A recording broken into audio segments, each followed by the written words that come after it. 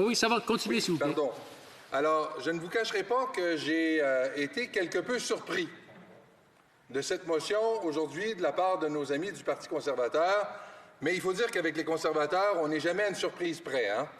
De les voir, par exemple, se prévaloir comme de véritables profiteurs de la prestation salariale, alors qu'ils demandaient au gouvernement d'éviter que des gens puissent bénéficier indûment des mesures déployées par le gouvernement. On ne peut pas se surprendre de grand-chose de la part du Parti conservateur. Si je regarde, par exemple, si je lis attentivement le texte de la motion, à première vue, il y a peu à critiquer de cette motion. Nous avons tous été témoins, Monsieur le Président, ces derniers mois, de la répression du régime de la République populaire de Chine à travers l'administration de Hong Kong contre le mouvement pro-démocratie. Nous en avons été tous et toutes révoltés. C'est d'ailleurs une question que le Comité spécial sur les relations sino-canadiennes devait examiner plus tard. Évidemment, c'était avant que survienne cette pandémie, mais l'intention était de se pencher sur la situation à Hong Kong. Le précédent intervenant nous a parlé de la situation des Ouïghours, de Taïwan, du Tibet. Ce sont également des questions qui devaient retenir l'attention du Comité spécial sur les relations sino-canadiennes. De faire abstraction du fait que le Comité voulait se pencher sur ces questions, ça relève d'une certaine malhonnêteté intellectuelle, Monsieur le Président.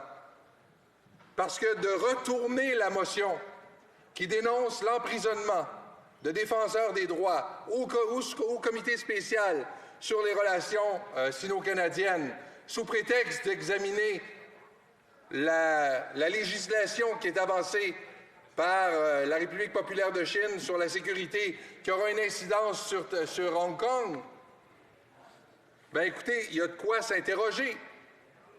On est d'accord avec le fait qu'on doive se pencher sur la situation préoccupante, éminemment préoccupante, de cette loi qui est présentée par le Parti communiste chinois devant le Congrès du peuple de la République populaire de Chine. Et à cet égard, il faut effectivement exiger de la République populaire de Chine qu'elle respecte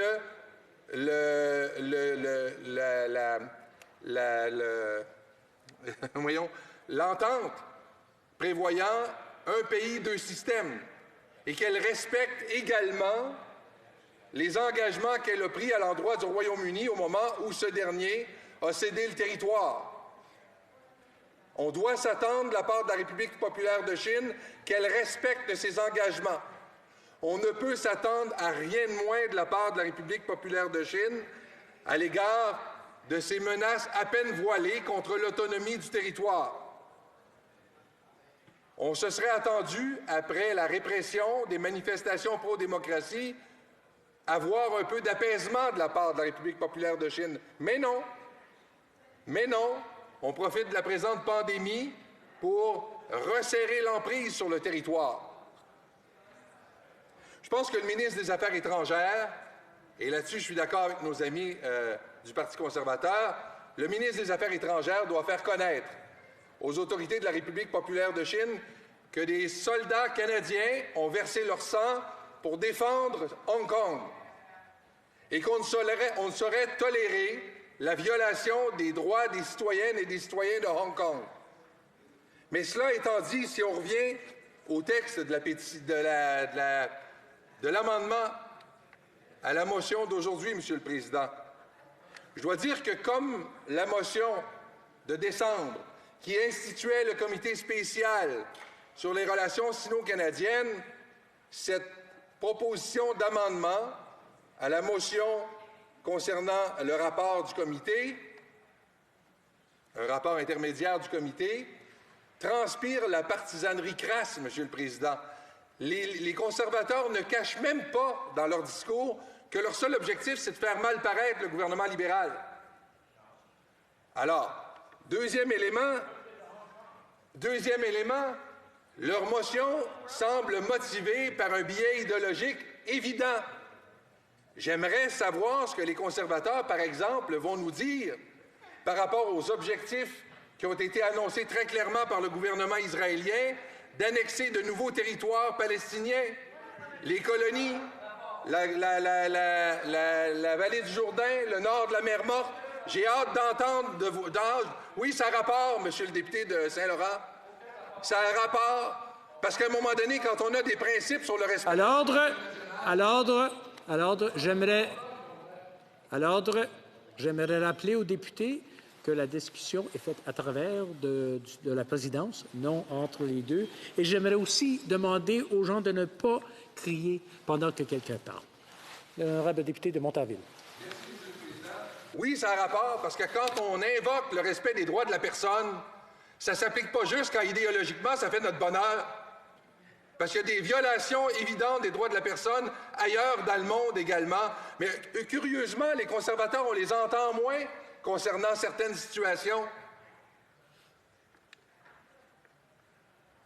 Qui plus est, la motion de décembre instituant le comité spécial sur les relations sino-canadiennes avait, selon les conservateurs, l'objectif louable d'améliorer les relations entre la République populaire de Chine et le Canada. Avez-vous entendu les discours incendiaires qu'on vient d'écouter de la part de nos collègues conservateurs? En quoi est-ce que des propos comme ceux que vous tenez vont améliorer de quelque façon que ce soit les relations entre la République populaire de Chine et le Canada? Alors, moi, je m'interroge très sérieusement sur les motivations des députés de l'opposition officielle quand ils nous arrivent encore une fois avec une motion surprise pour ainsi dire, conditionner les travaux du comité spécial sur les relations sino-canadiennes par une motion adoptée par la Chambre. Vous nous avez fait le coup en décembre, puis vous nous refaites le coup encore aujourd'hui. Alors, je suis d'accord. Je suis tout à fait d'accord que le sous-comité doit se pencher sur la violation des droits humains à Hong Kong, la violation des droits humains contre les Ouïghours, la situation tendue avec Taïwan, la situation du Tibet. Mais ce sont des sujets que devait de toute façon aborder le comité spécial sur les relations sino-canadiennes. Pourquoi ce spectacle aujourd'hui de la part des conservateurs? C'était quelque chose qu'on devait étudier de toute façon. Alors, je trouve, Monsieur le Président, que les motivations ne sont pas nettes de la part des conservateurs actuellement. Elles sont pour le moins étranges et à la limite malicieuses.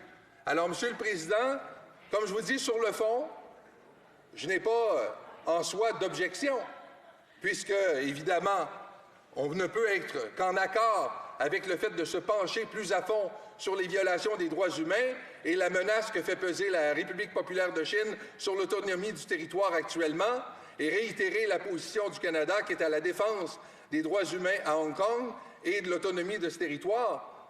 Mais pourquoi cette motion formulée ainsi aujourd'hui? Pourquoi? Alors, si tous et toutes ici en cette Chambre, on est d'accord,